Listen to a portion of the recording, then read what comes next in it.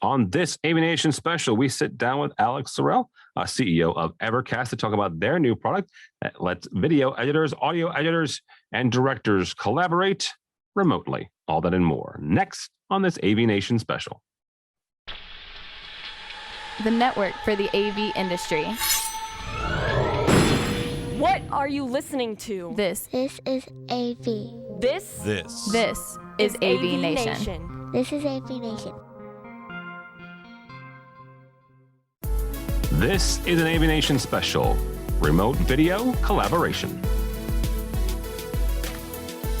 This is an AVNation special. My name is Tim Albright, your host. With me today is Alex Sorrell. Alex is the CEO and co-founder of Evercast. Welcome, sir. Hi, how are you, Tim? I am well, man. I'm well. Good to talk to you. We'll get into some of Alex's background here in a second. I was turned on to Alex and his company by a friend of mine who said, you might want to check this out. What you guys do is you kind of talk about in your website and stuff about the future of collaboration, and I understand kind of that market positioning. But real quickly before we get to that aspect, talk about what if you were meeting somebody for the first time at an event and you had 30 seconds to tell them what Evercast does. What is that? 30-second elevator pitch, huh? Yep. So Evercast, to simplify the analogy, Evercast is like Zoom in a way, but for creatives. It's focused on the creative aspects of generating content, producing content, particularly for video right now. And what we did that's somewhat unique, and it's a collaboration platform. It's an integrated platform, which involves both collaboration, conferencing, and streaming technology together with several other features that are focused and targeted on the production space.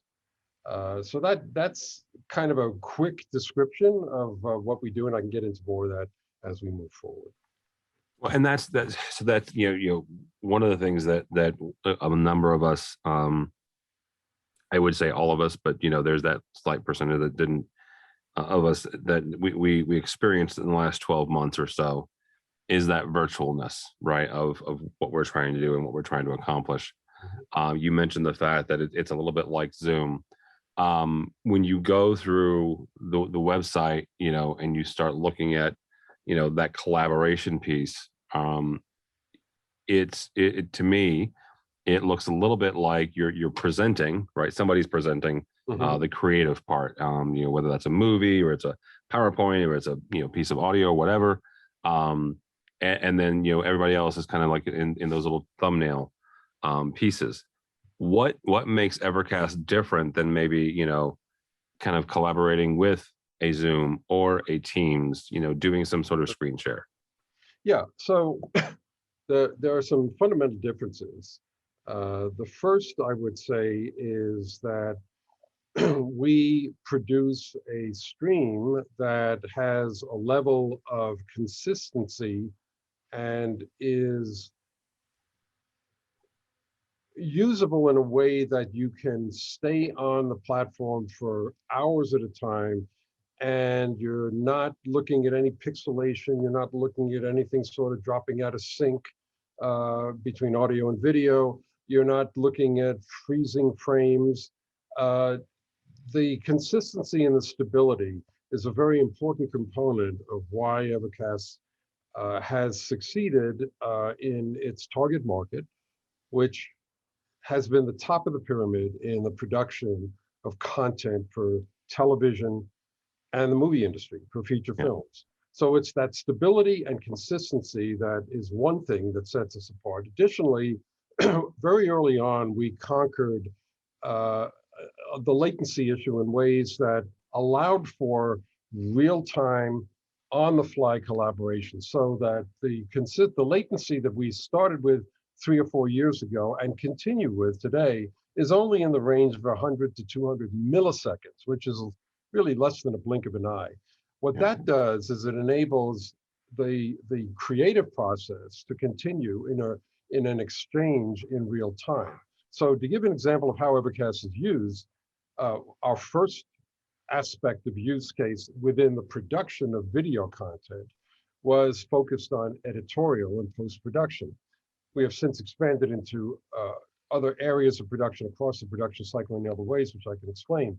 But if you consider that scenario, if you, let's say a director and an editor are working together, typically what had happened in the past is the editor would get some notes, would make changes to the content, would send an upload of that content to be seen by the director, get a response. Is that right? Is that good? Do I have to do anything else?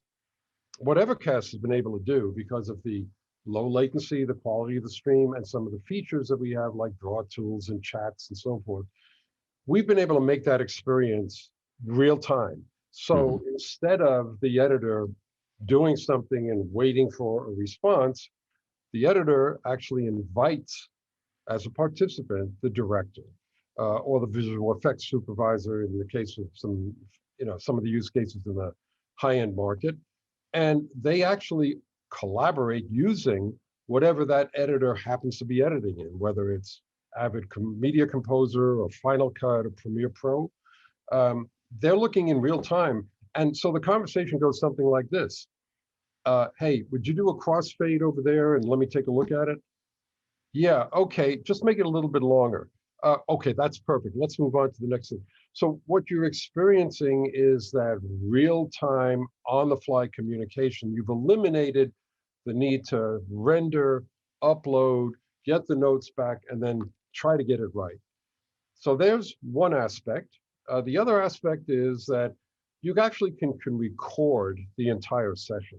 So if you have a director and he's talking real fast, he's got a lot of things to say, and he's dumping everything that's in his head, and you're trying to write notes and keep up, you don't really have to do that, because if you record the session, then you actually can play it back, and you can play it back as you've seen it. So each individual thumbnail, you can click on it and see what was the response, what was he saying, and therefore you have a review reference. You have the ability to go back and refer to something. The other convenient thing about Evercast is that it's web-based, which means that if you're on the fly, you're on your phone, there's a great story I will share with you anecdotally, because it points to this issue. Yeah. Some director was in line in Los Angeles to get his COVID shot, and it was a 2-hour wait. Well, he had his laptop with him, and while he was in line waiting to get a COVID shot, he was cutting his TV show with an editor on his laptop.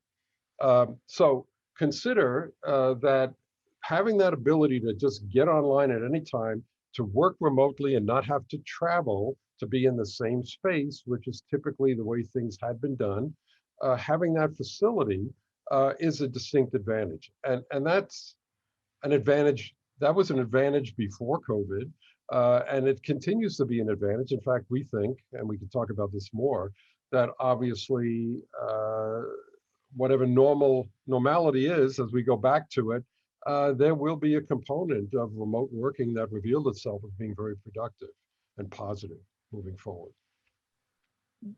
This obviously helped in the last year and during a pandemic, when we were encouraged not to get together, when we encouraged not to hang around. As we move out of this, what is your sense for the appetite for something like this? Do you think that we're going to be getting more and more together, or does this more open up the opportunity for collaboration with folks that you normally wouldn't be able to collaborate with? Maybe it's a director and a producer and an audio editor in 3 different continents even. Well, I'll give you a quick analogy, and it speaks to not only what happened in the past, and this was going on pre-COVID. So we were involved in a television series. It was an HBO miniseries called Chernobyl. Yep. And Chernobyl was shot in Vilnius, Lithuania. The music production part, the music editing, music production was done in Berlin. The editorial was being executed in London. The director was in New York, and Craig Mazin, the show creator, producer, was in Los Angeles. And they basically didn't travel. They were able to use this platform. I mean, once principal photography was done, they used this platform to complete the series without having to travel. Now, that is independent of the pandemic. The advantages of that, think about the use of time, the travel time alone, the stress. If you live in a city and you have to go to center city to do some work, particularly LA is a good example. If people live in West Los Angeles or Malibu, and the media center is in Burbank, the certain times a day, that's an hour and a half on the freeway just to get across town, Yeah. and an hour and a half back. So what do you do with that time? You lose it basically, and then when you get wherever you're going, you're probably stressed because the traffic was what it was, and this whole kind of lost time is eliminated. So where does that time go? It goes into the creative process, the creative momentum. So having the flexibility to jump on Evercast and look at something and jump off and not have to necessarily travel even across town, is a distinct advantage. I don't think that is going away.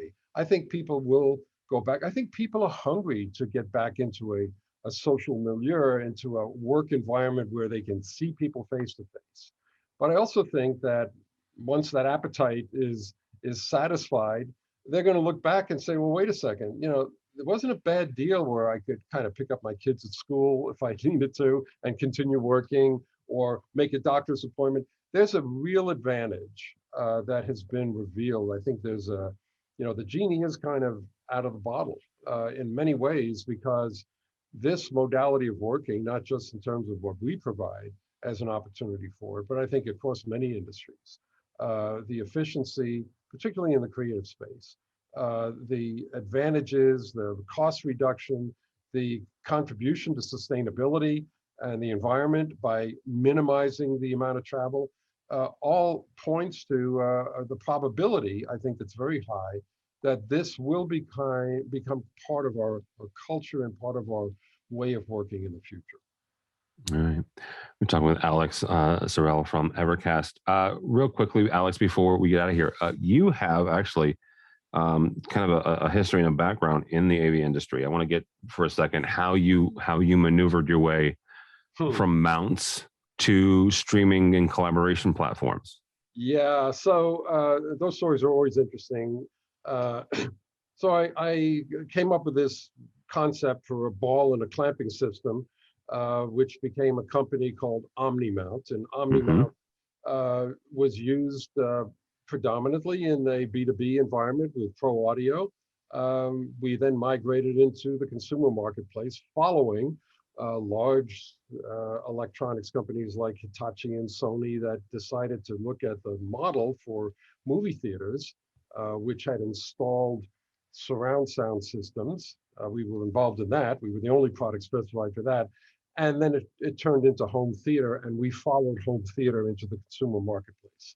So without going into a whole story about how OmniMount got started, which is the company I'm referring to, I would say that I had, obviously in the development and design, a lot of engineering background in that. And OmniMount was sold into 70, 80 countries. It became a kind of a standard in its time. And what happened with Evercast is that I met two of the founders, one of whom is not necessarily active in the company any longer. But at the time, his name was Blake Brinker, and then Brad Thomas, who was my operating partner in this business. We met and casually, and I became an advisor to a different company, which was a precursor to Evercast. It was called Creative, and it was a kind of a global meeting place for creative people. It was a site where they can come and show their work, and we published a magazine and so forth. And that segued into starting Evercast, because in the process of operating that company, we realized that when we were trying to make videos and produce videos, it was very tedious. It was a problem of rendering and then reviewing and so forth. And so Evercast began as a search for a better version of what was out there, Skype and WebEx and GoToMeeting and a lot of these established sort of generalized corporate use companies. And we basically engaged with technology that was available, and we were able to create an extraordinary stream capability. and develop this platform in a way that we had good streaming and we had really good conferencing mixed in.